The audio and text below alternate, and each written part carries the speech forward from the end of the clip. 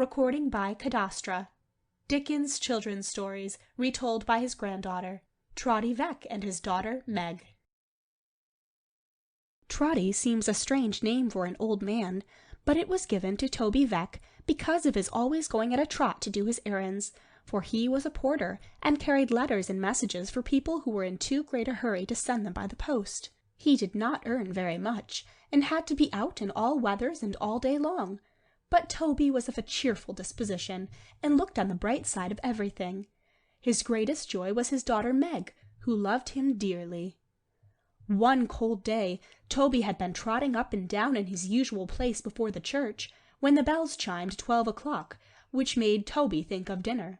"There's nothing," he remarked, "more regular in coming round than dinner time, and nothing less regular in coming round than dinner. That's the great difference between 'em." He went on talking to himself, never noticing who was coming near to him. "Why, father, father!" said a pleasant voice, and Toby turned to find his daughter's sweet, bright eyes close to his. "Why, pet," said he, kissing her, "what's to do? I didn't expect you today, Meg." "Neither did I expect to come, father," said Meg, smiling. "But here I am, and not alone, not alone."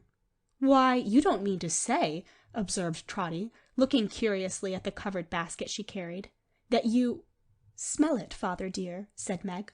"Only smell it, and guess what it is." Toby took the shortest possible sniff at the edge of the basket. "Why, it's hot," he said. But to Meg's great delight, he could not guess what it was that smelt so good. At last he exclaimed in triumph, "Why, what am I thinking of? It's tripe!" And it was.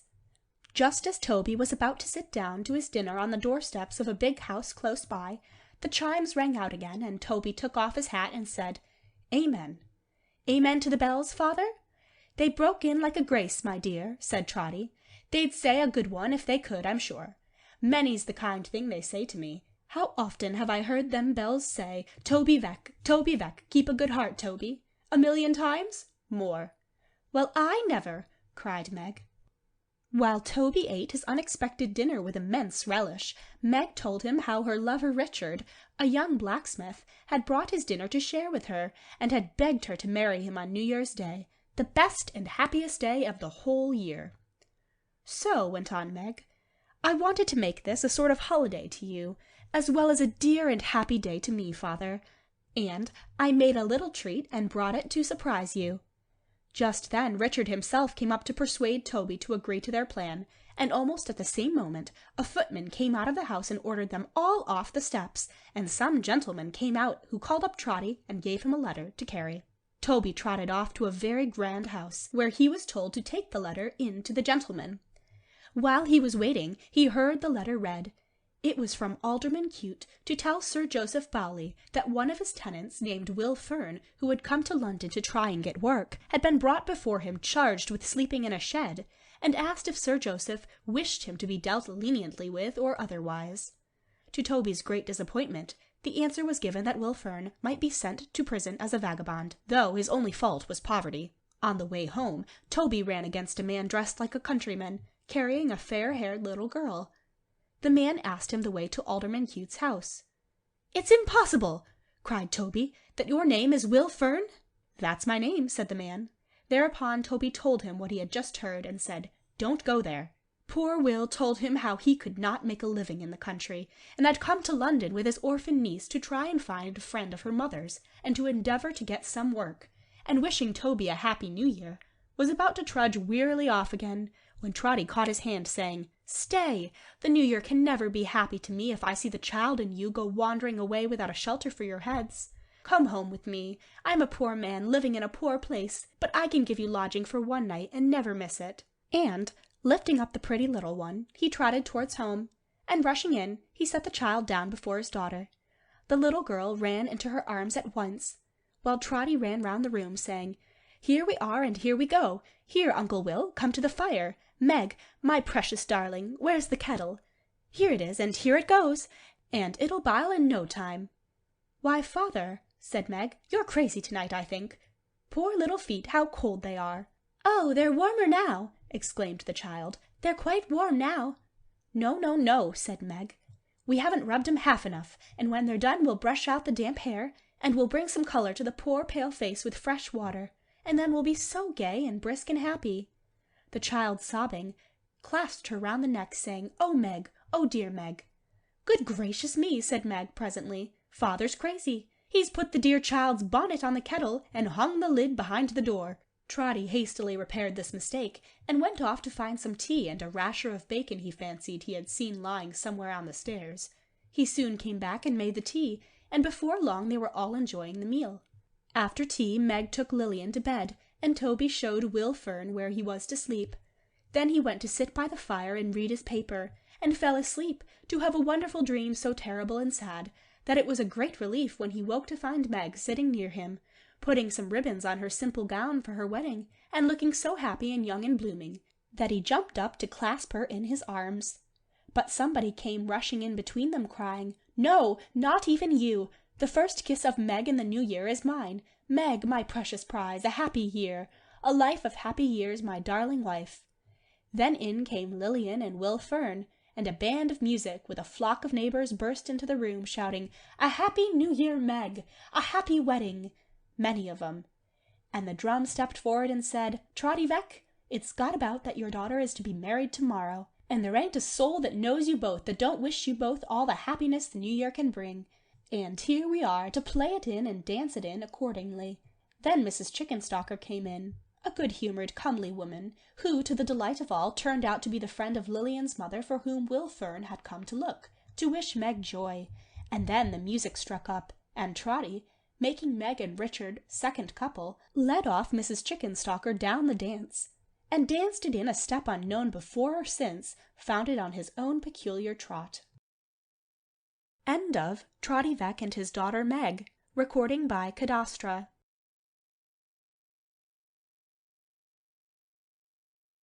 Tiny Tim. There was once a man who did not like Christmas. His name was Scrooge, and he was a hard, sour-tempered man of business, intent only on saving and making money, and caring nothing for anyone.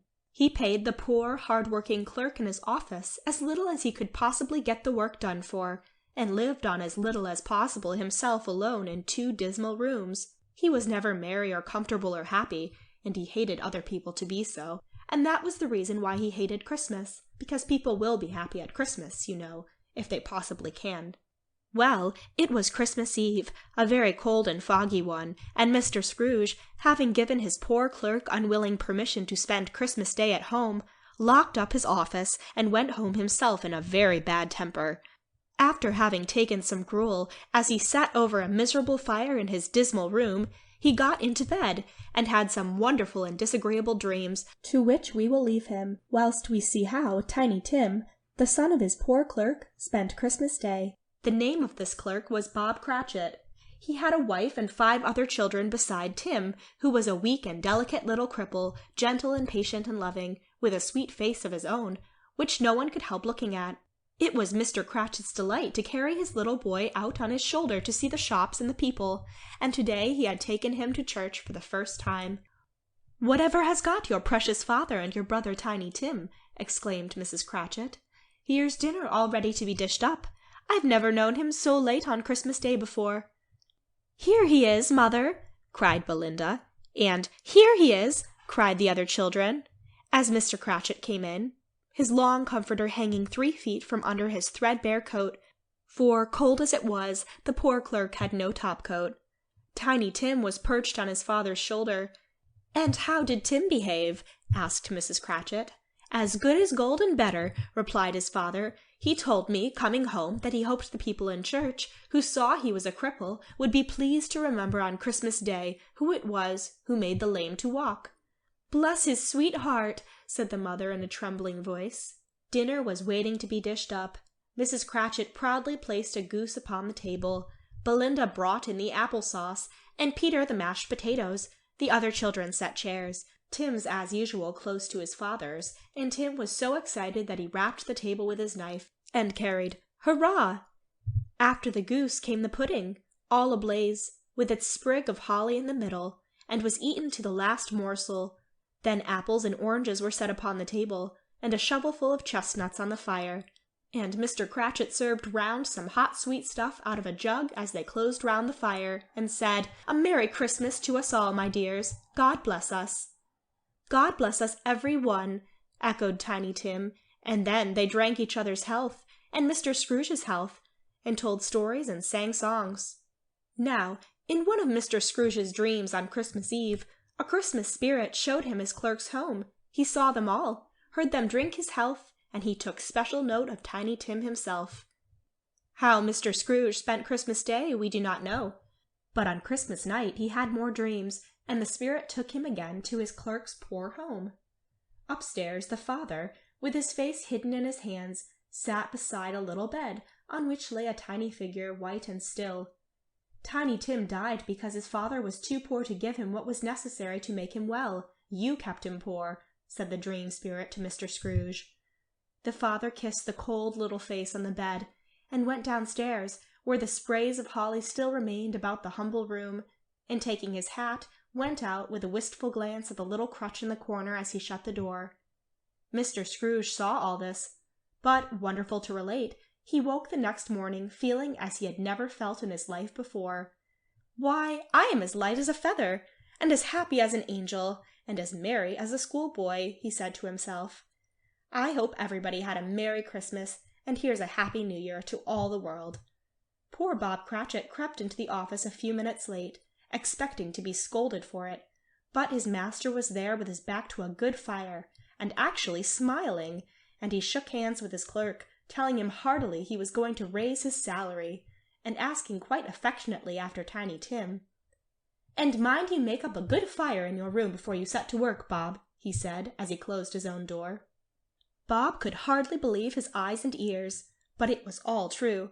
Such doings as they had on New Year's Day had never been seen before in the Cratchits' home, nor such a turkey as Mr. Scrooge sent them for dinner. Tiny Tim had his share too, for Tiny Tim did not die, not a bit of it. Mr. Scrooge was a second father to him from that day. He wanted for nothing, and grew up strong and hearty. Mr. Scrooge loved him, and well he might, for was it not Tiny Tim who had unconsciously, through the Christmas dream spirit, touched his hard heart, and caused him to become a good and happy man? End of Tiny Tim. Recording by Cadastra. Dickens' children's stories, retold by his granddaughter, Little Dombey. Little Dombey was the son of a rich city merchant, a cold, stern, and pompous man, whose life and interests were entirely absorbed in his own business. He was so desirous of having a son to associate with himself in the business, and make the house once more Dombey and Son, in fact, as it was in name, that the little boy, who was at last born to him, was eagerly welcomed. There was a pretty little girl 6 years old, but her father had taken little notice of her. Of what use was a girl to Dombey and Son? She could not go into the business. Little Dombey's mother died when he was born, but the event did not greatly disturb Mr. Dombey, and, since his son lived, what did it matter to him that his little daughter Florence was breaking her heart in loneliness for the mother who had loved and cherished her? During the first few months of his life, little Dombey grew and flourished, and as soon as he was old enough to take notice, there was no one he loved so well as his sister Florence. In due time the baby was taken to church, and baptized by the name of Paul, his father's name. A grand and stately christening it was, followed by a grand and stately feast, and little Paul was declared by his godmother to be an angel, and the perfect picture of his own papa. But from that time Paul seemed to waste and pine. His healthy and thriving babyhood had received a check, and as for illnesses, there never was a blessed dear so put upon, his nurse said. By the time he was 5 years old, though he had the prettiest, sweetest little face in the world, there was always a patient, wistful look upon it, and he was thin and tiny and delicate. He soon got tired, and had such old-fashioned ways of speaking and doing things that his nurse often shook her head sadly over him. When he sat in his little armchair with his father after dinner, they were a strange pair, so like and so unlike each other. "What is money, papa?" asked Paul on one of these occasions, crossing his tiny arms as well as he could, just as his father's were crossed. "Why, gold, silver, and copper. You know what it is well enough, Paul," answered his father. "Oh, yes. I mean, what can money do?" "Anything, everything, almost," replied Mr. Dombey, taking one of his son's wee hands. Paul drew his hand gently away. "It didn't save me my mamma, and it can't make me strong and big," said he. "Why, you are strong and big as such little people usually are," returned Mr. Dombey. "No," replied Paul, sighing. "When Florence was as little as me, she was strong and tall, and did not get tired of playing as I do. I am so tired sometimes, papa." Mr. Dombey's anxiety was aroused, and the doctor was sent for to examine Paul. "The child is hardly so stout as we could wish," said the doctor. "His mind is too big for his body. He thinks too much. Let him try sea air. Sea air does wonders for children." So it was arranged that Florence, Paul, and nurse should go to Brighton, and stay in the house of a lady named Mrs. Pipchin, who kept a very select boarding house for children. There is no doubt that, apart from his importance to the house of Dombey and Son, little Paul had crept into his father's heart, cold though it still was towards his daughter, colder than ever now, for there was in it a sort of unacknowledged jealousy of the warm love lavished on her by Paul, which he himself was unable to win. Mrs. Pipchin was a marvellously ugly old lady, with a hook nose and stern, cold eyes. "Well, Master Paul, how do you think you will like me?" said Mrs. Pipchin, seeing the child intently regarding her. "I don't think I shall like you at all," replied Paul, shaking his head. "I want to go away. I do not like your house." Paul did not like Mrs. Pipchin, but he would sit in his armchair and look at her. Her ugliness seemed to fascinate him. As the weeks went by, little Paul grew more healthy-looking, but he did not seem any stronger, and could not run about out of doors. A little carriage was therefore got for him, in which he could be wheeled down to the beach, where he would pass the greater part of the day. He took a great fancy to a queer, crab-faced old man, smelling of seaweed, who wheeled his carriage and held long conversations with him. But Florence was the only child companion whom he ever cared to have with him, though he liked to watch other children playing in the distance. "I love you, Floy," he said one day to her. Florence lay her head against the pillow and whispered how much stronger he was growing. "Oh, yes, I know, I am a great deal better," said Paul. "A very great deal better. Listen, Floy, what is it the sea keeps saying?" "Nothing, dear. It is only the rolling of the waves you hear." "Yes, but they are always saying something, and always the same thing. What place is over there, Floy?" She told him there was another country opposite, but Paul said he did not mean that. He meant somewhere much farther away. Oh, much farther away, and often he would break off in the midst of their talk to listen to the sea and gaze out towards that country farther away. After having lived at Brighton for a year, Paul was certainly much stronger, though still thin and delicate, and on one of his weekly visits, Mr. Dombey explained to Mrs. Pipchin, with pompous condescension, that Paul's weak health having kept him back in his studies, he had made arrangements to place him at the educational establishment of Dr. Blimber, which was close by. Florence was, for the present, to remain under Mrs. Pipchin's care and see her brother every week. Dr. Blimber's school was a great hothouse for the forcing of boys' brains, and Dr. Blimber promised speedily to make a man of Paul. "Shall you like to be made a man of, my son?" asked Mr. Dombey. "I'd rather be a child and stay with Floy," answered Paul. Miss Blimber, the doctor's daughter, a learned lady in spectacles, was his special tutor, and from morning till night his poor brains were forced and crammed till his head was heavy and always had a dull ache in it, and his small legs grew weak again. Every day he looked a little thinner and a little paler, and became more old-fashioned than ever in his looks and ways. Old-fashioned was the distinguishing title which clung to him. He was gentle and polite to every one, always looking out for small kindnesses which he might do to any inmate of the house. "The oddest and most old-fashioned child in the world," Dr. Blimber would say to his daughter, "but bring him on, Cornelia, bring him on." And Cornelia did bring him on, and Florence, seeing how pale and weary the little fellow looked when he came to her on Saturdays, and how he could not rest from anxiety about his lessons, would lighten his labors a little, and ease his mind by helping him to prepare his week's work. But one day, when his lessons were over, little Paul laid his weary and aching head against the knee of a schoolfellow of whom he was very fond, and the first thing he noticed when he opened his eyes was that the window was open. His face and hair were wet with water, and that Dr. Blimber and the usher were both standing looking at him. "Ah, that's well," said Dr. Blimber, as Paul opened his eyes. "And how is my little friend now?"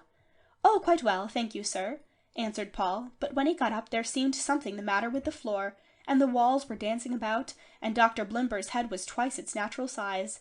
He was put to bed, and presently the doctor came and said he was not to do any more lessons for the present.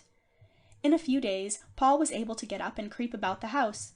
He wondered sometimes why everyone looked at it and spoke so very kindly to him, and was more than ever careful to do any little kindnesses he could think of for them. Even the rough, ugly dog Diogenes, who lived in the yard, came in for a share of his attentions. There was a party at Dr. Blimber's on the evening before the boys went home. Paul sat in a corner of the sofa all evening, and everyone was very kind to him indeed. It was quite extraordinary, Paul thought, and he was very happy. He liked to see how pretty Florence was, and how everyone admired and wished to dance with her. After resting for a night at Mrs. Pipchin's house, little Paul went home and was carried straight upstairs to his bed. He lay in his bed day after day, quite happily and patiently, content to watch and talk to Florence. He would tell her his dreams, and how he always saw the sunlit ripples of a river rolling fast in front of him. Sometimes he seemed to be rocking in a little boat on the water, and its motion lulled him to rest, and then he would be floating away to that shore farther off, which he could not see. One day he told Florence that the water was rippling brighter and faster than ever, and that he could not see anything else. "My own boy, cannot you see your poor father?" asked Mr. Dombey, bending over him. "Oh, yes, but don't be so sorry, dear papa. I am so happy. Good-bye, dear papa." Presently he opened his eyes again and said, "Floy, mamma is like you. I can see her."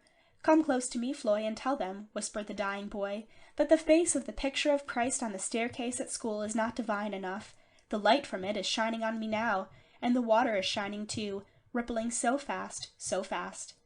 The evening light shone into the room, but little Paul's spirit had gone out on the rippling water, and the divine face was shining on him from the farther shore. End of Little Dombey. Recording by Cadastra. Recording by Cadastra. Dickens' Children's Stories, retold by his granddaughter.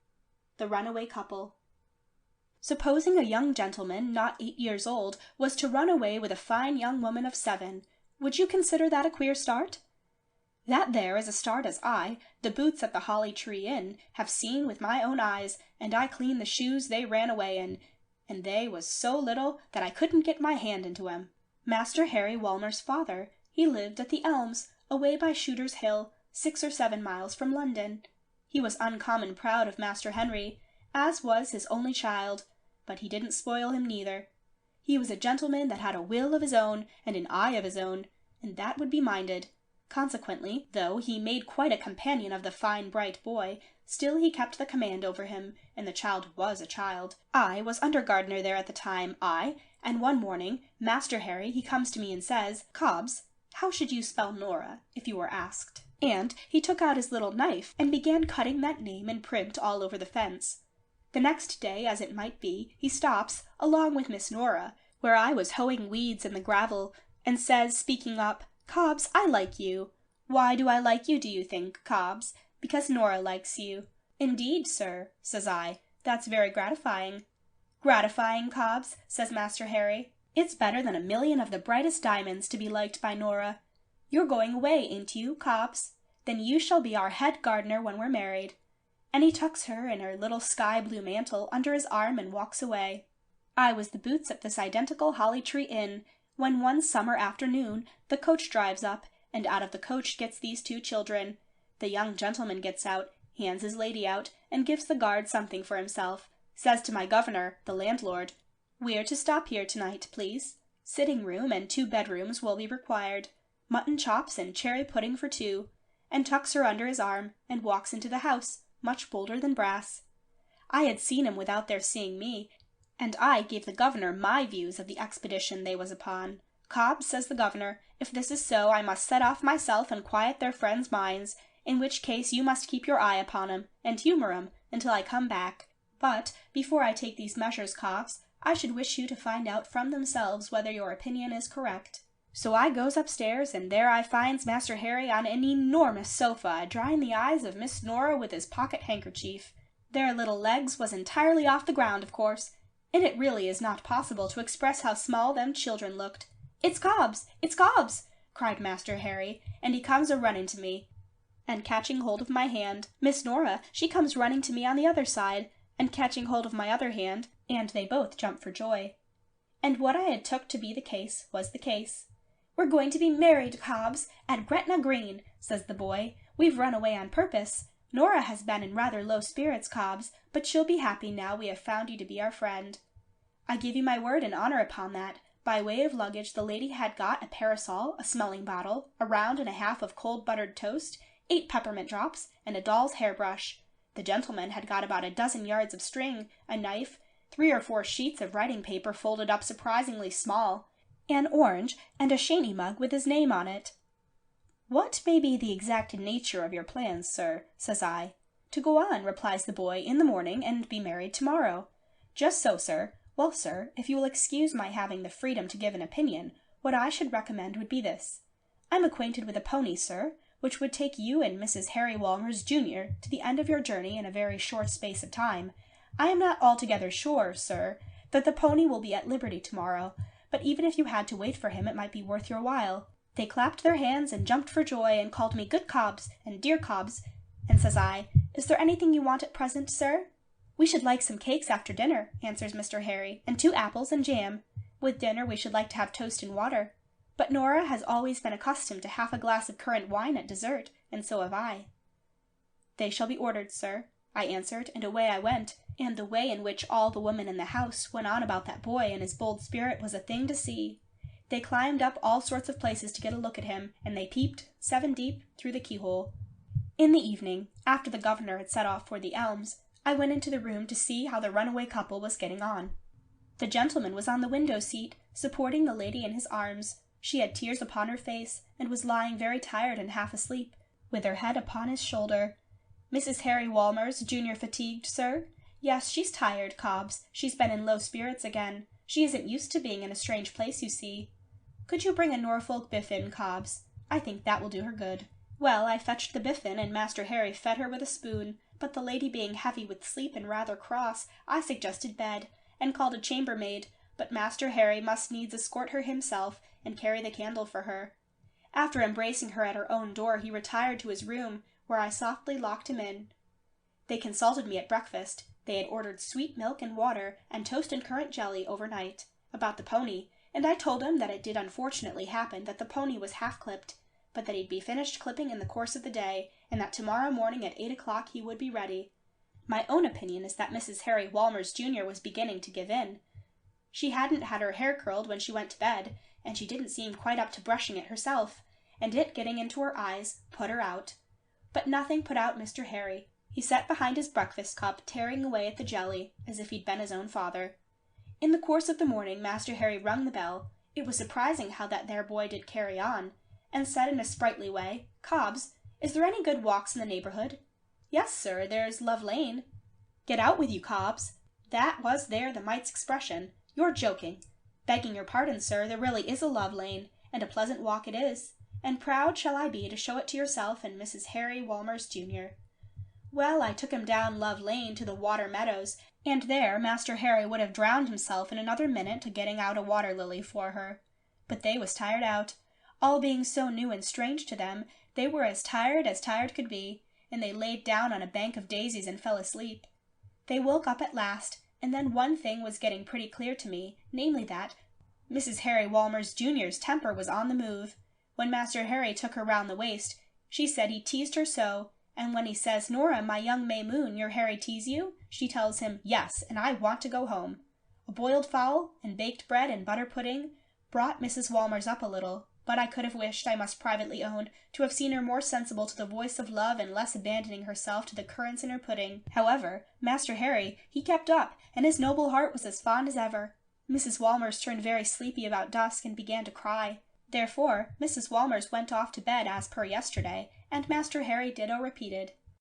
About 11 at night comes back the governor in a chaise, along of Master Harry's father and an elderly lady. And Master Harry's door being unlocked by me, Master Harry's father goes in, goes up to the bedside, bends gently down, and kisses the little sleeping face. Then he stands looking at it for a moment, looking wonderfully like it, and then he gently shakes the little shoulder. "Harry, my dear boy, Harry." Master Harry starts up and looks at his pa. Such is the honour of that mite, that he looks at me too, to see whether he has brought me into trouble. "I am not angry, my child. I only want you to dress yourself and come home." "Yes, pa." Master Harry dresses himself quick. "Please, may I, please, dear pa, may I kiss Nora before I go?" Master Harry's father, he takes Master Harry in his hand, and I leads the way with the candle to that other bedroom where the elderly lady is seated by the bed, and poor little Mrs. Harry Walmers, Jr. is fast asleep. There the father lifts the boy up to the pillow, and he lays his little face down for an instant by the little warm face of poor little Mrs. Harry Walmers, Jr., and gently draws it to him. And that's all about it. Master Harry's father drove away in the chaise, having hold of Master Harry's hand. The elderly lady, Mrs. Harry Walmers, Jr., that was never to be, she married a captain long after and went to India, went off next day. End of The Runaway Couple. Recording by Cadastra.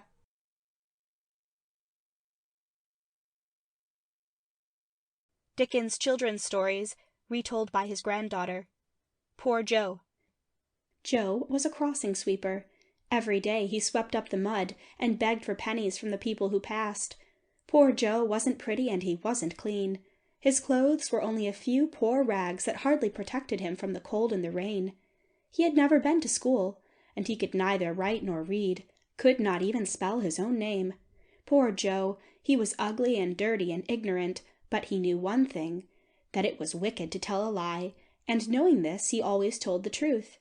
One other thing poor Joe knew too well, and that was what being hungry means, for little Joe was very poor. He lived in Tom all Alone's, one of the most horrible places in all London. The people who live in this dreadful den are the poorest of London poor. All miserably clad, all dirty, all very hungry. They know and like Joe, for he is always willing to go on errands for them, and does them many little acts of kindness. No one in Tom all Alone's is spoken of by his name. Thus it is that if you inquired there for a boy named Joe, you would be asked whether you meant Carrots, or the Colonel, or Gallows, or young Chisel, or Terrier Tip, or Lanky, or the Brick. Joe was generally called Tuffy, although a few superior persons who affected a dignified style of speaking called him the tough subject. Joe used to say he had never had but one friend. It was one cold winter night, when he was shivering in a doorway near his crossing, that a dark-haired, rough-bearded man turned to look at him, and then came back and began to talk to him. "Have you a friend, boy?" he asked presently. "No, never had none." "Neither have I, not one. Take this, and good night." And so saying, the man, who looked very poor and shabby, put into Joe's hand the price of a supper and a night's lodging. Often afterwards the stranger would stop to talk with Joe, and give him money, Joe firmly believed, whenever he had any to give. When he had none, he would merely say, "I am as poor as you are to-day, Joe," and pass on. One day Joe was fetching away from his crossing to a public-house, where the coroner was holding an inquest. An inquich, Joe called it. "Did the boy know the deceased?" asked the coroner. Indeed, Joe had known him. It was his only friend who was dead. "He was very good to me, he was all poor Joe could say. The next day they buried the dead man in the churchyard hard by. But that night there came a slouching figure through the court to the iron gate. It stood looking in for a little while. Then with an old broom it softly swept the step and made the archway clean. It was poor Joe, and as he went away he softly said to himself, 'He was very good to me, he was.'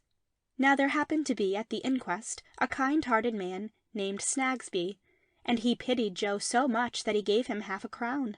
Joe was very sad after the death of his one friend, the more so as his friend had died in great poverty and misery, with no one near him to care whether he lived or not. A few days after the funeral, while Joe was still living on Mr. Snagsby's half-crown, he was standing at his crossing as the day closed in, when a lady, closely veiled and plainly dressed, came up to him. "Are you the boy, Joe, who was examined at the inquest?" she asked. "That's me," said Joe. "Come farther up the court, I want to speak to you." "What? About him as was dead? Do you know him?" "How dare you ask me if I knew him?" "No offence, my lady," said Joe humbly. "Listen and hold your tongue. Show me the place where he lived, then where he died, then where they buried him. Go in front of me, don't look back once, and I'll pay you well." Joe takes her to each of the places she wants to see. Then she draws off her glove, and Joe sees that she has sparkling rings on her fingers. She drops a coin in his hand and is gone. Joe holds the coin to the light and sees to his joy that it is a golden sovereign.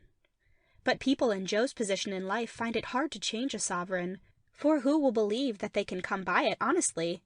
So poor little Joe didn't get much of the sovereign for himself, for, as he afterwards told Mr. Snagsby, I had to pay 5 bob down in Tom all Alone's before they'd square it for to give me change, and then a young man he thieved another 5 while I was asleep, and a boy he thieved 9 pence, and the landlord he stood drains round with a lot more of it.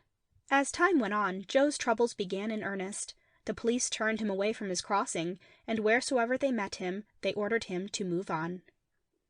Once a policeman, angry to find that Joe hadn't moved on, seized him by the arm and dragged him down to Mr. Snagsby's. "What's the matter, constable?" asked Mr. Snagsby.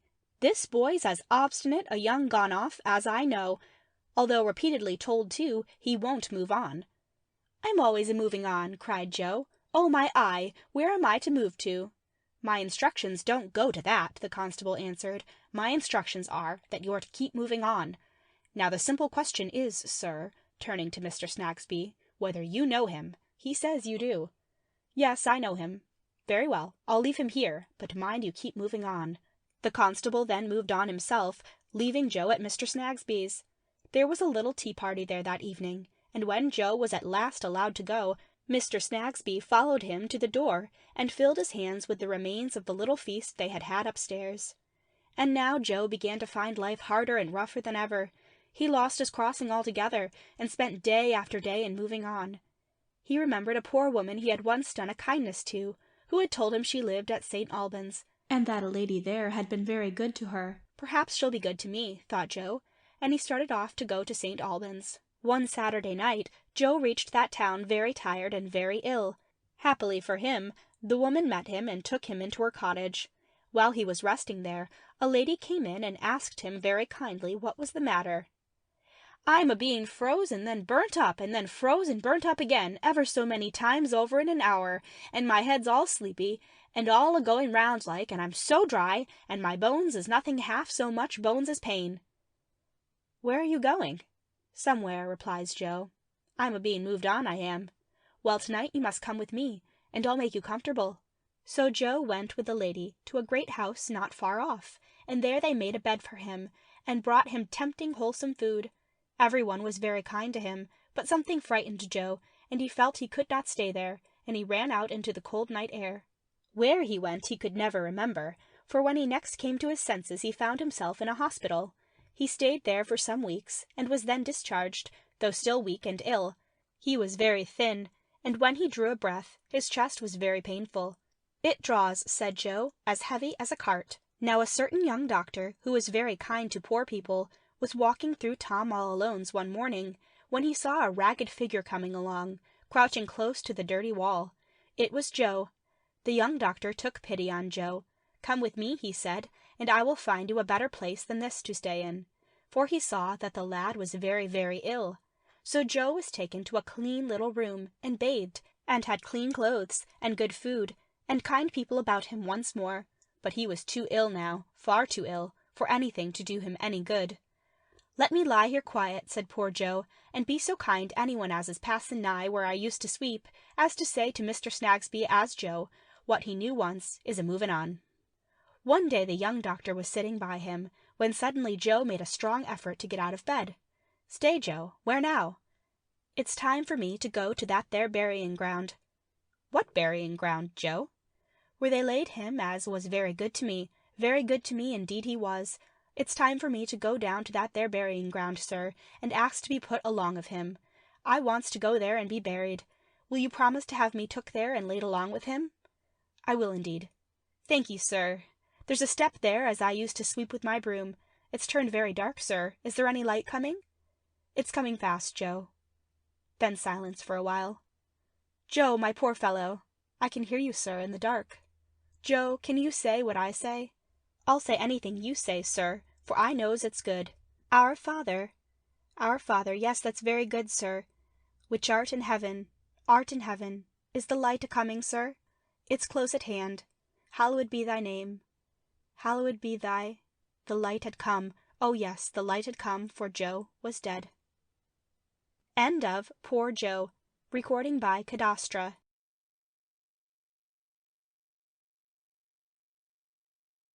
Recording by Colleen McMahon. Dickens Children's Stories, retold by his granddaughter. The Little Kenwigs. Mrs. Kenwigs was the wife of an ivory turner, and though they only had a very humble home of 2 rooms in a dingy-looking house in a small street, they had great pretensions to being genteel. The little Miss Kenwigs had their flaxen hair plaited into pigtails and tied with blue ribbons, and wore little white trousers with frills round their ankles, the highest fashion of that day. Besides being dressed with such elegance, the 2 eldest girls went twice a week to a dancing school. Mrs. Kenwigs, too, had an uncle who collected the water rate, and she was therefore considered a person of great distinction, with quite the manners of a lady. On the 8th anniversary of their wedding day, Mr. and Mrs. Kenwigs invited a party of friends to supper to celebrate the occasion. The 4 eldest children were to be allowed to sit up to supper, and the uncle, Mr. Lillivick, had promised to come. The baby was put to bed in a little room lent by one of the lady guests, and a little girl hired to watch him. All the company had assembled when a ring was heard, and Morlena, whose name had been invented by Mrs. Kenwigs specially for her, ran down to open the door and lead in her distinguished great-uncle. Then the supper was brought in. The table was cleared, Mr. Lillivick established in the armchair by the fireside, the 4 little girls arranged on a small form in front of the company with their flaxen tails towards them. Mrs. Kenwigs was suddenly dissolved in tears and sobbed out, "They are so beautiful!" "Oh dear," said all the ladies, "so they are. It's very natural you should feel proud of that, but don't give way, don't." "I cannot help it, and it don't signify," sobbed Mrs. Kenwigs. "Oh, they're too beautiful to live, much too beautiful." On hearing this dismal prophecy, all 4 girls screamed until their light flaxen tails vibrated again, and rushed to bury their heads in their mother's lap. At length she was soothed, and the children calmed down, while the ladies and gentlemen all said they were sure they would live for many, many years, and there was no occasion for their mother's distress. And as the children were not so remarkably lovely, this was quite true. Then Mr. Lillivick talked to the company about his niece's marriage, and said graciously that he had always found Mr. Kenwigs a very honest, well-behaved, upright, and respectable sort of man, and shook hands with him, and then Morlena and her sisters kissed their uncle and most of the guests. Then Miss Petowker, who could sing and recite in a way that brought tears to Mrs. Kenwigs' eyes, remarked, "Oh, dear Mrs. Kenwigs, while Mr. Noggs is making that punch to drink happy returns in, do let Morlena go through that figure dance before Mr. Lillivick." "Well, I'll tell you what," said Mrs. Kenwigs, "Morlena shall do the steps, if uncle can persuade Miss Petowker to recite us the Blood Drinker's Burial afterwards." Everyone clapped their hands and stamped their feet at this proposal, but Miss Petowker said, "You know I dislike doing anything professional at private parties." "Oh, but not here," said Mrs. Kenwigs. "You might as well be going through it in your own room. Besides, the occasion." "Oh, I can't resist that," interrupted Miss Petowker. "Anything in my humble power I shall be delighted to do." In reality, Mrs. Kenwigs and Miss Petowker had arranged all the entertainment between them beforehand, but had settled that a little pressing on each side would look more natural. Then Miss Petowker hummed a tune, and Morlena danced. It was a very beautiful figure, with a great deal of work for the arms, and gained much applause. Then Miss Petowker was entreated to begin her recitation, so she let down her back hair, and went through the performance with great spirit, and died raving mad in the arms of a bachelor friend, who was to rush out and catch her at the words, "In death expire," to the great delight of the audience, and the terror of the little Kenwigses, who were nearly frightened into fits. Just as the punch was ready, a knock at the door startled them all. But it was only a friend of Mr. Noggs, who lived upstairs, and who had come down to say that Mr. Noggs was wanted. Mr. Noggs hurried out, saying he would be back soon, and presently startled them all by rushing in, snatching up a candle and a tumbler of hot punch, and darting out again. Now it happened, unfortunately, that the tumbler of punch was the very one that Mr. Lillivick was just going to lift to his lips, and the great man, the rich relation, who had it in his power to make Morlena and her sisters heiresses, and whom everyone was most anxious to please, was offended. Poor Mr. Kenwigs endeavoured to soothe him, but only made matters worse. Mr. Lillivick demanded his hat, and was only induced to remain by Mrs. Kenwigs' tears and the entreaties of the entire company. "There, Kenwigs," said Mr. Lillivick, "and let me tell you, to show you how much out of temper I was, that if I had gone away without another word, it would have made no difference respecting that £1 or 2 which I shall leave among your children when I die." "Morlena Kenwigs," cried her mother, "go down on your knees to your dear uncle, and beg him to love you all his life through, for he's more an angel than a man, and I've always said so." Just as all were happy again, everyone was startled by a rapid succession of the loudest and shrillest shrieks, apparently coming from the room where the baby was asleep. "My baby! My blessed, blessed, blessed, blessed baby! My own darling, sweet, innocent Lillyvick! Let me go!" screamed Mrs. Kenwigs. Mr. Kenwigs rushed out, and was met at the door of the bedroom by a young man with the baby upside down in his arms, who came out so quickly that he knocked Mr. Kenwigs down. Handing the child to his mother, he said, "Don't be alarmed, it's all out, it's all over. The little girl, being tired, I suppose, fell asleep and set her hair on fire. I heard her cries and ran up in time to prevent her setting fire to anything else. The child is not hurt. I took it off the bed myself and brought it here to convince you." After they had all talked over this last excitement, and discussed little Lillyvick's deliverer, the collector pulled out his watch and announced that it was nearly 2 o'clock.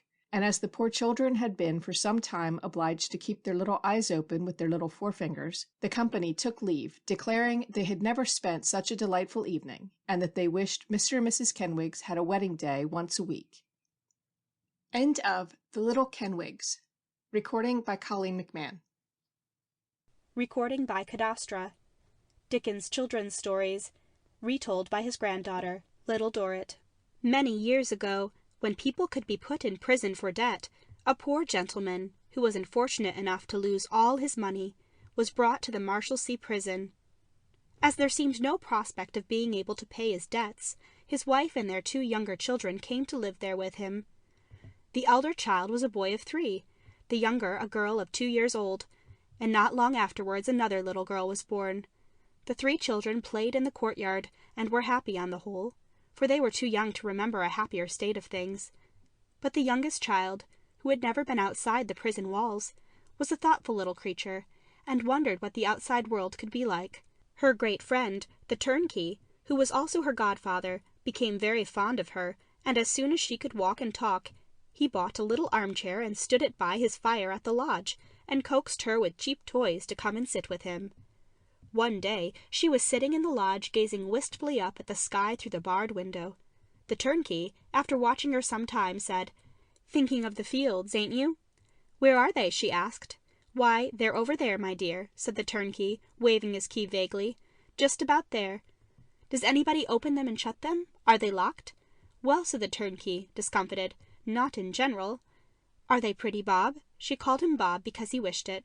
"Lovely, full of flowers. There's buttercups, and there's daisies, and there's—" Here he hesitated, not knowing the names of many flowers. "There's dandelions, and all manner of games." "Is it very pleasant to be there, Bob?" "Prime," said the turnkey. "Was father ever there?" "Humph!" coughed the turnkey. "Oh, yes, he was there, sometimes." "Is he sorry not to be there now?" Not particular," said the turnkey. "Nor any of the people?" she asked, glancing at the listless crowd within. "Oh, are you quite sure and certain, Bob?" At this point, Bob gave in and changed the subject. But after this chat, the turnkey and little Amy would go out on his free Sunday afternoons to some meadows or green lanes, and she would pick grass and flowers to bring home, while he smoked his pipe. When Amy was only 8 years old, her mother died, and the poor father was more helpless and broken down than ever, and as Fanny was a careless child, and Edward Idle, the little one, who had the bravest and truest heart, was inspired by her love and unselfishness to be the little mother of the forlorn family, and struggled to get some little education for herself and her brother and sister.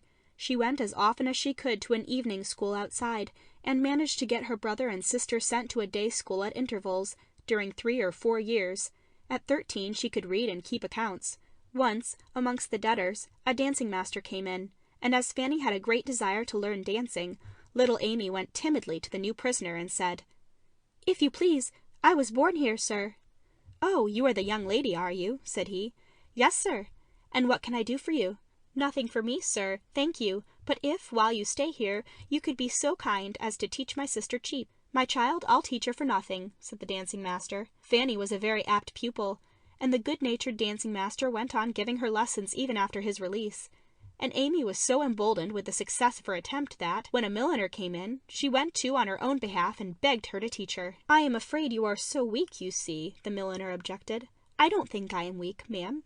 "And you are so very, very little, you see," the milliner still objected.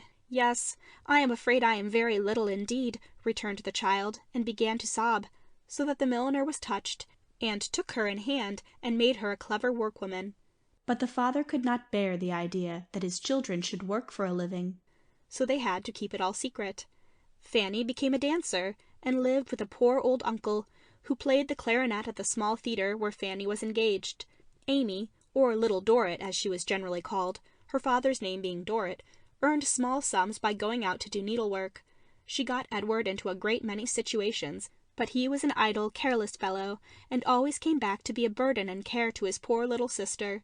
At last she saved up enough to send him out to Canada. "God bless you, dear Tip." His name had been shortened to Tip. "Don't be too proud to come and see us when you have made your fortune," she said. But Tip only went as far as Liverpool, and appeared once more before his poor little second mother, in rags, and with no shoes. In the end, after another trial, Tip returned telling Amy that this time he was one of the regulars. "Oh, don't say you are a prisoner, Tip. Don't! Don't!" But he was, and Amy nearly broke her heart. So with all these cares and worries struggling bravely on, Little Dorrit passed the first 22 years of her life.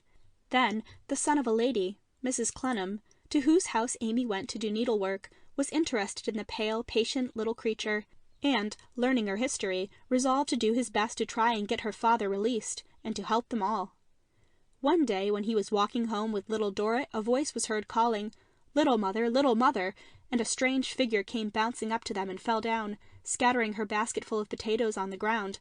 "Oh, Maggie," said Little Dorrit, "what a clumsy child you are." She was about 28, with large bones, large features, large hands and feet, large eyes and no hair. Little Dorrit told Mr. Clennam that Maggie was the granddaughter of her old nurse, and that her grandmother had been very unkind to her and beat her. When Maggie was 10 years old she had a fever, and she has never grown older since. "10 years old," said Maggie. "But what a nice hospital! So comfortable, wasn't it? Such a heavenly place, such beds there as there, such lemonades, such oranges, such delicious broth and wine, such chicken. Oh, ain't it a delightful place to stop at?"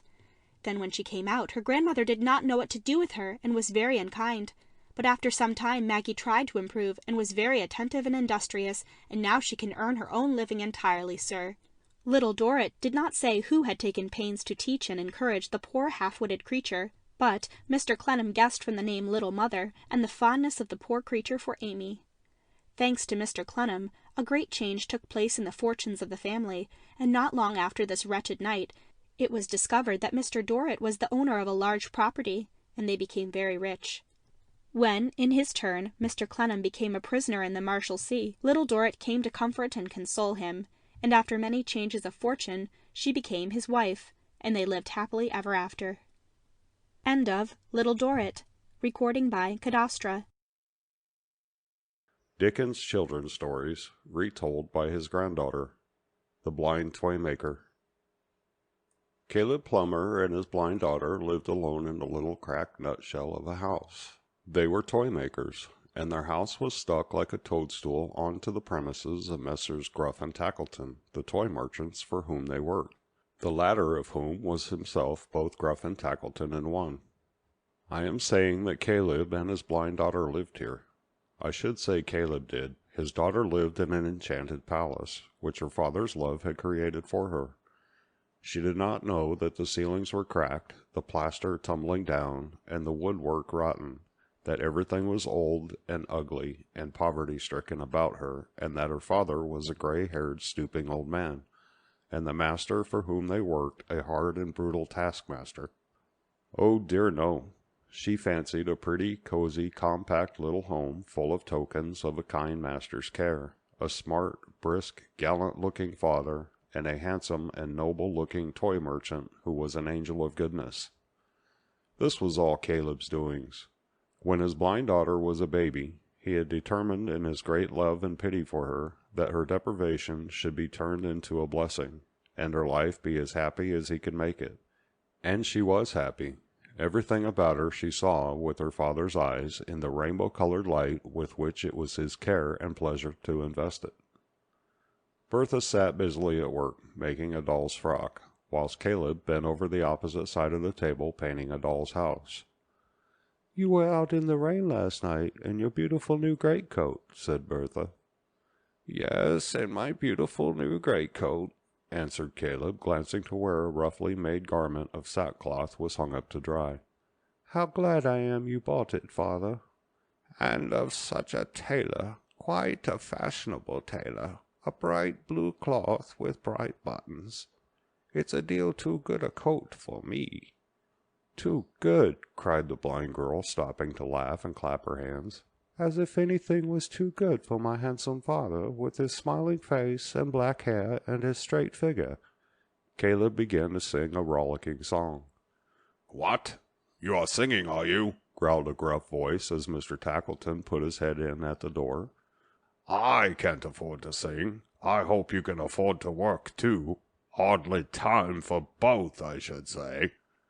"You don't see how the master is winking at me," whispered Caleb in his daughter's ear. "Such a joke, pretending to scold, you know."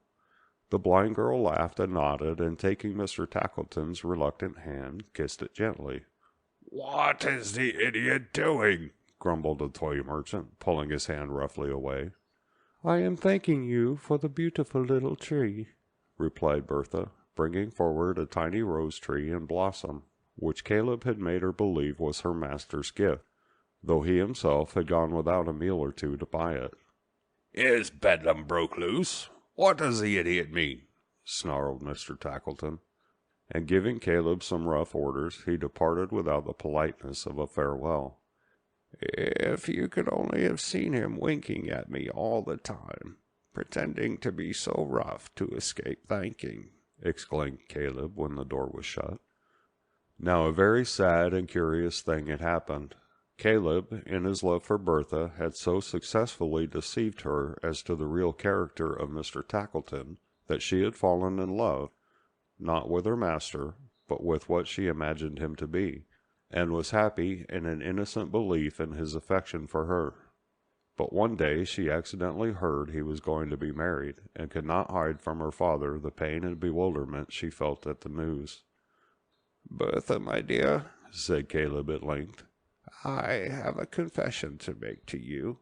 Hear me kindly, though I have been cruel to you." "You cruel to me?" cried Bertha, turning her sightless face towards him. "Not meaning it, my child, and I never suspected it till the other day. I have concealed things from you which would have given pain. I have invented things to please you, and have surrounded you with fancies." "But living people are not fancies, father. You cannot change them." "I have done so, my child. God forgive me. Bertha, the man who is married today is a hard master to us both, ugly in his looks and in his nature, and hard and heartless as he can be." "Oh, heavens, how blind I have been! How could you, father, and I so helpless?" Poor Caleb hung his head. "Answer me, father," said Bertha. "What is my home like?" "A poor place, Bertha, a very poor and bare place. Indeed, as little able to keep out wind and weather as my sackcloth coat." "And the presents that I took such care of, that came at my wish, and was so dearly welcome?" Caleb did not answer. "I see, I understand," said Bertha. "And now I am looking at you, at my kind, loving, compassionate father. Tell me, what is he like?" "An old man, my child. Thin, bent, grey-haired, worn out with hard work and sorrow, a weak, foolish, deceitful old man." The blind girl threw herself on her knees before him, and took his grey head in her arms. "It is my sight, it is my sight restored," she cried. "I have been blind, but now I see. I have never till now truly seen my father. Father, there is not a grey hair on your head that shall be forgotten in my prayers and thanks to heaven."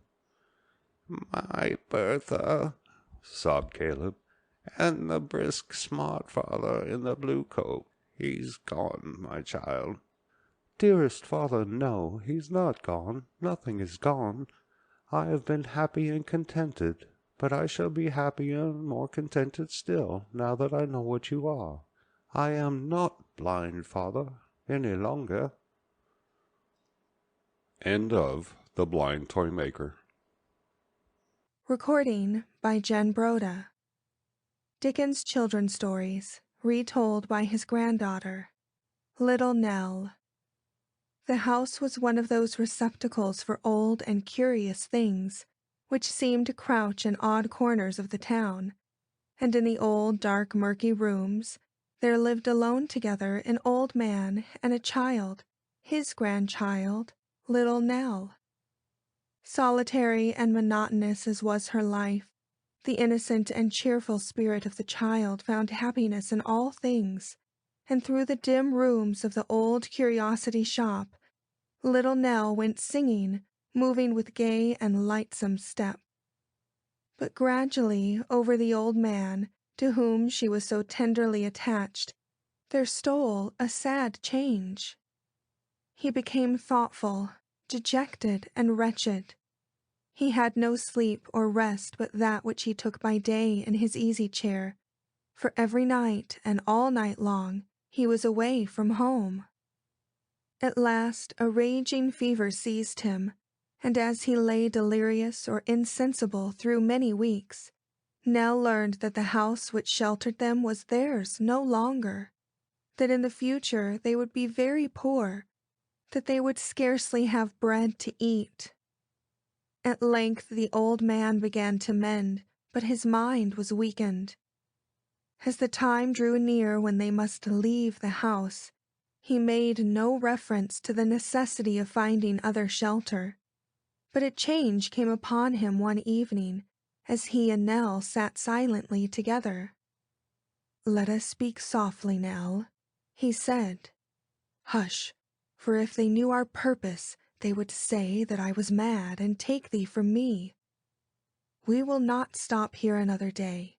We will travel afoot through the fields and woods and trust ourselves to God in the places where he dwells." The child's heart beat high with hope and confidence. To her it seemed that they might beg their way from door to door in happiness, so that they were together. When the day began to glimmer, they stole out of the house, and passing into the street stood still. "Which way?" asked the child. The old man looked irresolutely and helplessly at her and shook his head. It was plain that she was thenceforth his guide and leader. The child felt it, but had no doubts or misgivings, and putting her hand in his, led him gently away. They passed through the long, deserted streets until these streets dwindled away, and the open country was about them. They walked all day and slept that night at a small cottage where beds were let to travelers. The sun was setting on the second day of their journey, when following a path which led to the town where they were to spend the night, they fell in with two traveling showmen bound for the races at a neighboring town. They made 2 long days' journey with their new companions. The men were rough and strange in their ways, but they were kindly too, and in bewildering noise and movement of the race-course, where she tried to sell some little nosegays, Nell would have clung to them for protection, had she not learned that these men suspected that she and the old man had left their home secretly, and that they meant to take steps to have them sent back and taken care of. Separation from her grandfather was the greatest evil Nell could dread. She seized her opportunity to evade the watchfulness of the 2 men, and hand in hand she and the old man fled away together.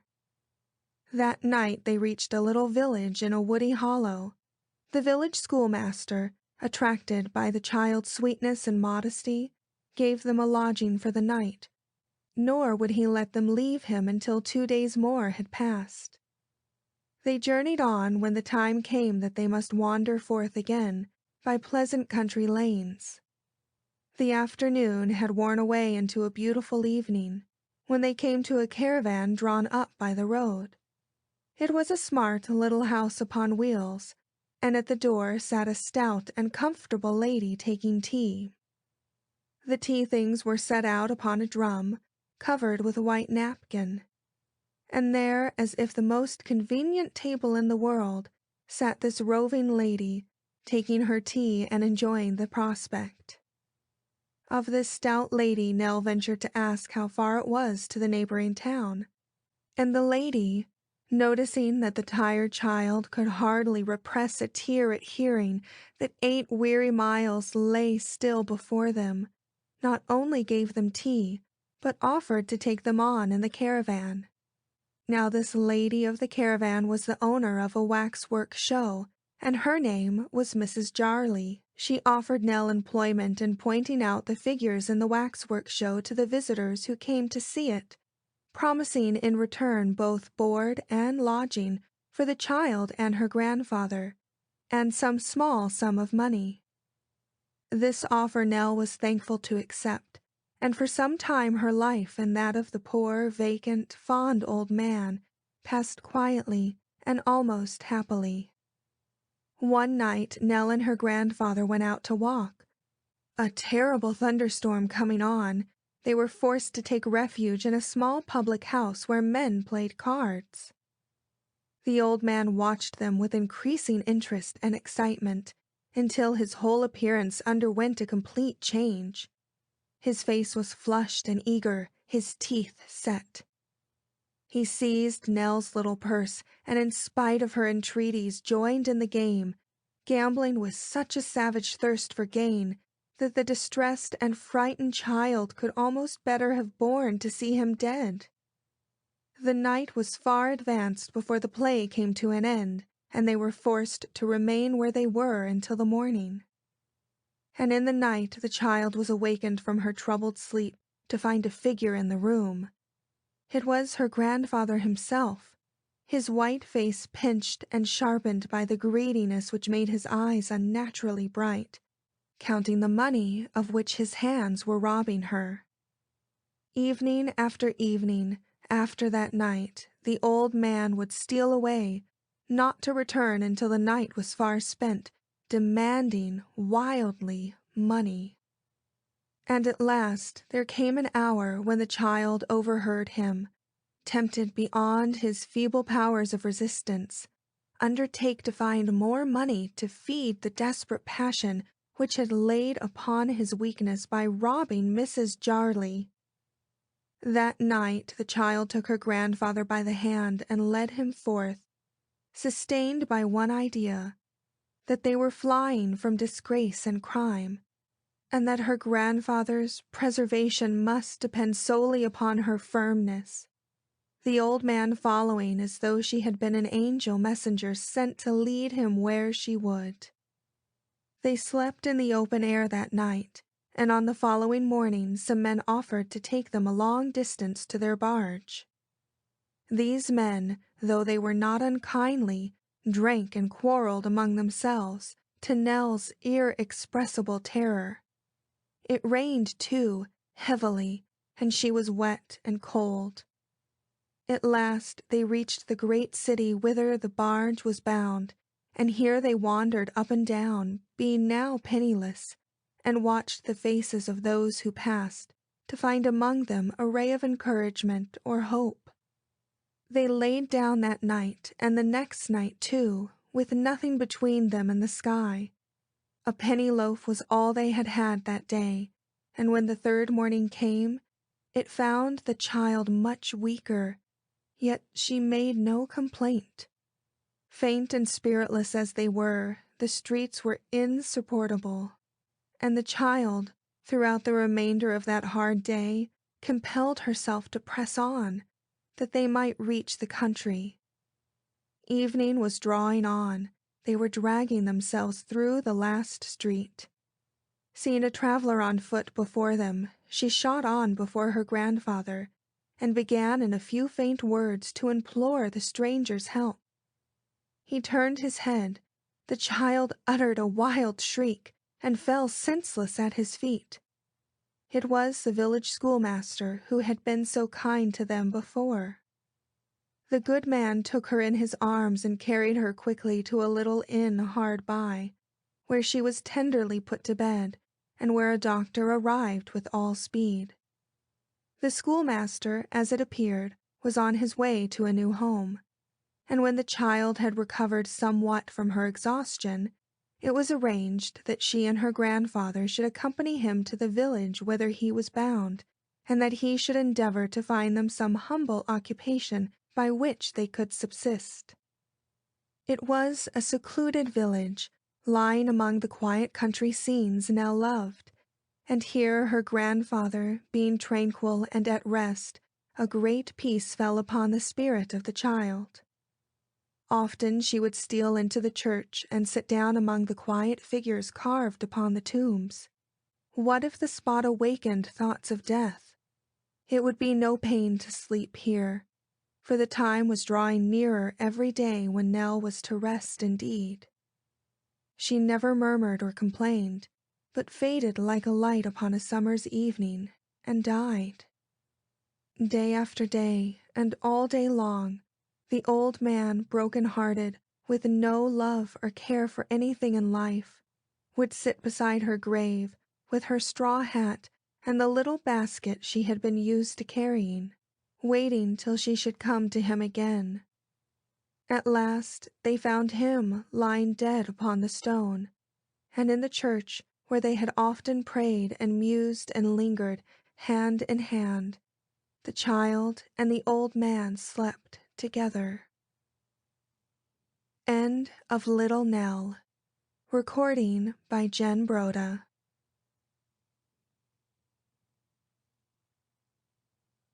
Dickens' Children's Stories, retold by his granddaughter. Pip's Adventure. All that little Philip Pirrip, usually called Pip, knew about his father and mother and 5 little brothers was from seeing their tombstones in the churchyard. He was taken care of by his sister, who was 20 years older than himself. She had married a blacksmith named Joe Gargery, a kind, good man, while she, unfortunately, was a hard, stern woman, and treated her little brother and her amiable husband with great harshness.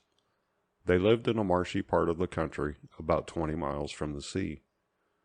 One cold, raw day towards evening, when Pip was about 6 years old, he wandered into the churchyard, and trying to make out what he could of the inscriptions on his family tombstones, and the darkness coming on, he felt very lonely and frightened, and began to cry. Hold your noise, cried a terrible voice, and a man started up from among the graves close to him. Keep still, you little imp, or I'll cut your throat. He was a dreadful-looking man, dressed in coarse gray cloth, with a great iron on his leg. Wet, muddy, and miserable, his teeth chattered in his head as he seized Pip by the chin. "Oh, don't cut my throat, sir," cried Pip in terror. "Tell us your name," said the man. "Quick!" "Pip, sir." "Once more," said the man, staring at him. "Give it mouth." Pip, sir." "Show us where you live," said the man. "Point out the place." Pip showed him the village about a mile or more from the church. The man looked at him for a moment, and then turned him upside down and emptied his pockets. He found nothing in them but a piece of bread, which he ate ravenously. "Now, looky here," said the man. "Where's your mother?" "There, sir," said Pip. At this the man started to run away, but stopped and looked over his shoulder. "There, sir," explained Pip, showing them the tombstone. "Oh, and is that your father along of your mother?" "Yes, sir," said Pip. "Ha!" muttered the man. "Then who do you live with? Supposing you're kindly to let live, which I ain't made up my mind about." "My sister, sir, Mrs. Joe Gargery, wife of Joe Gargery, the blacksmith, sir." "Blacksmith, eh?" said the man, and looked down at his leg. Then he seized the trembling little boy by both arms, and glaring down at him, he said, "Now, looky here. The question being whether you're to be let to live. You know what a file is?" "Yes, sir." "And do you know what wittles is?" "Yes, sir." "You get me a file, and you get me wittles. You bring 'em both to me." All this time he was tilting poor Pip backwards till he was dreadfully frightened and giddy. "You bring me, tomorrow morning early, that file and them wittles. You do it, and you never dare to say a word or dare to make a sign concerning your having seen such a person as me, or any person somever, and you shall be let to live." Then he let him go, saying, "You remember what you've undertook, and you get home." Pip ran home without stopping. Joe was sitting in the chimney corner, and told him Mrs. Joe had been out to look for him, and taken Tickler with her. Tickler was a cane, and Pip was rather depressed by this piece of news. Mrs. Joe came in almost directly, and after having given Pip a taste of Tickler, she sat down to prepare the tea, and cutting a huge slice of bread and butter, she gave half of it to Joe and half to Pip. Pip managed, after some time, to slip his down the leg of his trousers, and Joe, thinking he had swallowed it, was dreadfully alarmed and begged him not to bolt his food like that. "Pip, old chap, you'll do yourself a mischief. It'll stick somewhere. You can't have chewed it, Pip. You know, Pip, you and me is always friends, and I'd be the last to tell upon you at any time. But such a most uncommon bolt as that." "Been bolting his food, has he?" cried Mrs. Joe. "You know, old chap," said Joe, "I bolted myself when I was your age, frequent, and as a boy I've been among many bolters. But I've never seen your bolting equal yet, Pip, and it's a mercy you ain't bolted dead." Poor Pip passed a wretched night, thinking of the dreadful promise he had made, and as soon as it was beginning to get light outside, he got up and crept downstairs. As quickly as he could, he took some bread, some cheese, about half a jar of mincemeat he tied up with a handkerchief with the slice of bread and butter, some brandy from a stone bottle, a meat bone with very little on it, and a pork pie, which he found on an upper shelf. Then he got a file from among Joe's tools and ran for the marshes. Pip found the man waiting for him, half dead with cold and hunger, and he ate the food in such a ravenous way that Pip, in spite of his terror, was quite pitiful over him, and said, "I'm glad you enjoy it." "Thank ye, my boy, I do." Pip watched him trying to file the iron off his leg, and then, being afraid of stopping longer away from home, he ran off. Pip passed a wretched morning, expecting every moment that the disappearance of the pie would be found out, but Mrs. Joe was too much taken up with preparing the dinner, for they were expecting visitors. Just at the end of dinner, Pip thought his time had come to be found out, for his sister said graciously to her guests, "You must taste the most delightful and delicious present I have had. It's a pie, a savoury pork pie." Pip could bear it no longer, and ran for the door, and there he ran head foremost into a party of soldiers with their muskets, one of whom held out a pair of handcuffs to him, saying, "Here you are. Look sharp, come on." But they had not come for him. They only wanted Joe to mend the handcuffs, for they were on the search for 2 convicts who had escaped and were somewhere hid in the marshes. This turned the attention of Mrs. Joe from the disappearance of the pie, without which she had come back in great astonishment. When the handcuffs were mended, the soldiers were off, accompanied by Joe and one of the visitors, and Joe took Pip and carried him on his back. Pip whispered, "I hope, Joe, we shan't find them." And Joe answered, "I'd give a shilling if they had cut and run, Pip." But the soldiers soon caught them, and one was Pip's miserable acquaintance, and once, when the man looked at Pip, the child shook his head to try and let him know he had said nothing. But the convict, without looking at anyone, told the sergeant he wanted to say something to prevent other people being under suspicion, and said he had taken some whittles from the blacksmith's. "It was some broken whittles, that's what it was, and a dram of liquor, and a pie." "Have you happened to miss such an article as a pie, blacksmith?" inquired the sergeant. "My wife did, at the very moment when you came in." "So," said the convict, looking at Joe, "you're the blacksmith, are you? Then I'm sorry to say I've eat your pie." "God knows you're welcome to it," said Joe. "We don't know what you have done, but we wouldn't have you starved to death for it, poor miserable fellow creature, would us, Pip?" Then the boat came, and the convicts were taken back to prison, and Joe carried Pip home. Some years after, some mysterious friend sent money for Pip to be educated and brought up as a gentleman. But it was only when Pip was quite a grown-up that he discovered this mysterious friend was the wretched convict who had frightened him so dreadfully that cold, dark Christmas Eve. End of Pip's Adventure. End of Charles Dickens' Children's Stories, retold by his granddaughter by Charles Dickens.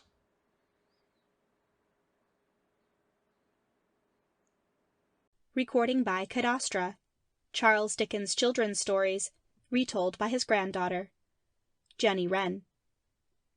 One day, a great many years ago, a gentleman ran up the steps of a tall house in the neighborhood of St. Mary Axe. The gentleman knocked and rang several times before anyone came, but at last an old man opened the door. "What were you up to that you did not hear me?" said Mr. Fledgeby irritably. "I was taking the air at the top of the house, sir," said the old man meekly, "it being a holiday.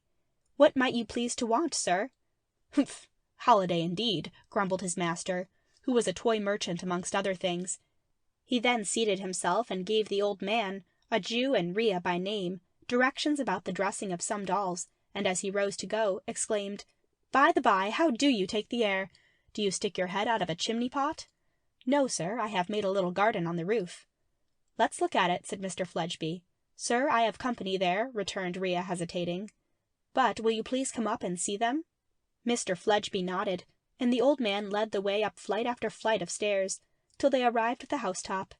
Seated on a carpet and leaning against a chimney-stack were two girls bending over books.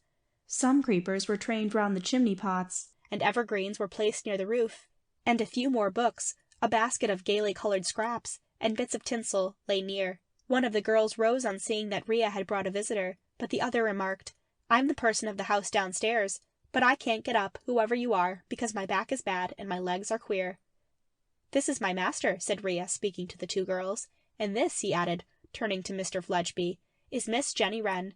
She lives in this house, and is a clever little dressmaker for little people. Her friend, Lizzie," continued Rhea, introducing the second girl. "They are good girls, both, and as busy as they are good. In spare moments they come up here and take to book learning." "Humph!" said Mr. Fledgeby, looking round. "Humph!" He was so much surprised that apparently he couldn't get beyond that word. Lizzie, the elder of these two girls, was strong and handsome, but the little Jenny Wren, whom she so loved and protected, was small and deformed, though she had a beautiful little face, and the longest and loveliest golden hair in the world, which fell about her like a cloak of shining curls, as though to hide the poor little misshapen figure.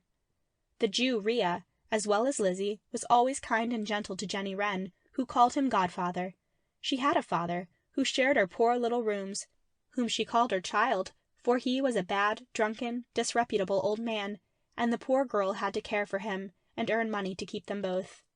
Sometimes the two girls, Jenny helping herself along with a crutch, would go and walk about the fashionable streets. As they walked along, Jenny would tell her friend of the fancies she had when sitting alone at her work. "I imagine birds till I can hear them sing," she said one day, "and flowers till I can smell them. And oh, the beautiful children that come to me in the early mornings. They are quite different to other children, not like me, never cold or anxious or tired or hungry, never any pain. They come in numbers, in long, bright, slanting rows, all dressed in white, with shiny heads. 'Who is this in pain?' they say, and they sweep around and about me, take me up in their arms, and I feel so light, and all the pain goes. I know they are coming a long way off, by hearing them say, 'Who is this in pain?' And I answer, 'Oh, my blessed children, it's poor me. Have pity on me, and take me up, and then the pain will go.'"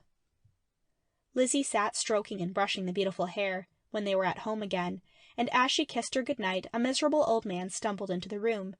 "How's my Jenny Wren, best of children?" he mumbled, as he shuffled unsteadily towards her, but Jenny pointed her small finger towards him, exclaiming, "Go along with you, you bad, wicked old child, you troublesome, wicked old thing. I know where you have been. Ain't you ashamed of yourself, you disgraceful boy?" "Yes, my dear, yes," stammered the tipsy old father, tumbling into a corner. One day when Jenny was on her way home with Rhea, they came upon a small crowd of people. A tipsy man had been knocked down and badly hurt. "Let us see what it is," said Jenny. The next moment she exclaimed, "Oh, gentlemen, gentlemen, he is my child. He belongs to me, my poor bad old child." "Your child belongs to you," repeated the man, who was about to lift the helpless figure onto a stretcher. "Aye, it's old dolls, tipsy old dolls. cried someone in the crowd, for it was by this name that they knew the old man. "He's her father, sir," said Ria in a low tone to the doctor who was now bending over the stretcher. "So much the worse," answered the doctor, "for the man is dead." Yes, Mr. Dolls was dead, and many were the dresses which the weary fingers of the sorrowful little worker must make, in order to pay for his humble funeral, and buy a black frock for herself. Often the tears rolled down onto her work. "My poor child," she said to Ria, "my poor old child, and to think I scolded him so." "You were always a good, brave, patient girl," returned Ria, "always good and patient, however tired." And so the poor little person of the house was left alone, but for the faithful affection of the kind Jew, and her friend Lizzie. Her room grew pretty comfortable, for she was in great request in her profession, as she called it. And there was now no one to spend and waste her earnings. But nothing could make her life otherwise than a suffering one till the happy morning, when her child angels visited her for the last time and carried her away to the land where all such pain as hers is healed forevermore. End of Jenny Wren. Recording by Cadastra. Dickens' Children's Stories, retold by his granddaughter. Pip's Adventure. All that little Philip Pirrip, usually called Pip, knew about his father and mother and 5 little brothers was from seeing their tombstones in the churchyard. He was taken care of by his sister, who was 20 years older than himself. She had married a blacksmith named Joe Gargery, a kind, good man, while she, unfortunately, was a hard, stern woman, and treated her little brother and her amiable husband with great harshness. They lived in a marshy part of the country, about 20 miles from the sea. One cold, raw day towards evening, when Pip was about 6 years old, he wandered into the churchyard, and trying to make out what he could of the inscriptions on his family tombstones, and the darkness coming on, he felt very lonely and frightened, and began to cry. "Hold your noise!" cried a terrible voice, and a man started up from among the graves close to him. "Keep still, you little imp, or I'll cut your throat." He was a dreadful-looking man, dressed in coarse gray cloth, with a great iron on his leg. Wet, muddy, and miserable, his teeth chattered in his head as he seized Pip by the chin. "Oh, don't cut my throat, sir!" cried Pip in terror. "Tell us your name," said the man. "Quick!" "Pip, sir." "Once more," said the man, staring at him. "Give it mouth." "Pip, sir." "Show us where you live," said the man. "Point out the place." Pip showed him the village about a mile or more from the church. The man looked at him for a moment, and then turned him upside down and emptied his pockets. He found nothing in them but a piece of bread, which he ate ravenously. "Now, looky here," said the man. "Where's your mother?" "There, sir," said Pip. At this the man started to run away, but stopped and looked over his shoulder. "There, sir," explained Pip, showing them the tombstone. "Oh, and is that your father along of your mother?" "Yes, sir," said Pip. "Ha!" muttered the man. "Then who do you live with? Supposing you're kindly to let live, which I ain't made up my mind about." "My sister, sir, Mrs. Joe Gargery, wife of Joe Gargery, the blacksmith, sir." "Blacksmith, eh?" said the man, and looked down at his leg. Then he seized the trembling little boy by both arms, and glaring down at him, he said, "Now, looky here. The question being whether you're to be let to live. You know what a file is?" "Yes, sir." "And do you know what wittles is?" "Yes, sir." "You get me a file, and you get me wittles. You bring 'em both to me." All this time he was tilting poor Pip backwards till he was dreadfully frightened and giddy. "You bring me, tomorrow morning early, that file and them wittles. You do it, and you never dare to say a word or dare to make a sign concerning your having seen such a person as me, or any person somever, and you shall be let to live." Then he let him go, saying, "You remember what you've undertook, and you get home." Pip ran home without stopping. Joe was sitting in the chimney corner, and told him Mrs. Joe had been out to look for him, and taken Tickler with her. Tickler was a cane, and Pip was rather depressed by this piece of news. Mrs. Joe came in almost directly, and after having given Pip a taste of tickler, she sat down to prepare the tea, and cutting a huge slice of bread and butter, she gave half of it to Joe and half to Pip. Pip managed, after some time, to slip his down the leg of his trousers, and Joe, thinking he had swallowed it, was dreadfully alarmed and begged him not to bolt his food like that. Pip, old chap, you'll do yourself a mischief. It'll stick somewhere. You can't have chewed it, Pip. You know, Pip, you and me is always friends, and I'd be the last to tell upon you at any time, but such a most uncommon bolt as that. Been bolting his food, has he? Cried Mrs. Joe. You know, old chap, said Joe, I bolted myself when I was your age, frequent, and as a boy I've been among many bolters. But I've never seen your bolting equal yet, Pip, and it's a mercy you ain't bolted dead. Poor Pip passed a wretched night thinking of the dreadful promise he had made, and as soon as it was beginning to get light outside, he got up and crept downstairs. As quickly as he could, he took some bread, some cheese, about half a jar of mincemeat he tied up with a handkerchief with a slice of bread and butter, some brandy from a stone bottle, a meat bone with very little on it, and a pork pie, which he found on an upper shelf. Then he got a file from among Joe's tools and ran for the marshes. Pip found the men waiting for him, half dead with cold and hunger, and he ate the food in such a ravenous way that Pip, in spite of his terror, was quite pitiful over him, and said, "I'm glad you enjoy it."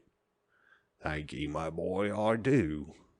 Pip watched him trying to file the iron off his leg, and then, being afraid of stopping longer away from home, he ran off.